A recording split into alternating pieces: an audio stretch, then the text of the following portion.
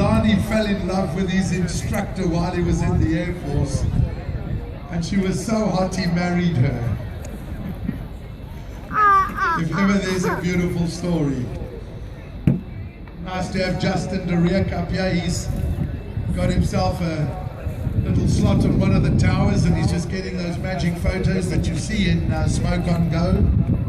Huge crowd now. I would think that the beer garden is completely chock-a-block, right up to movements, and around here where we are, it's filling up fast. Volcanoes.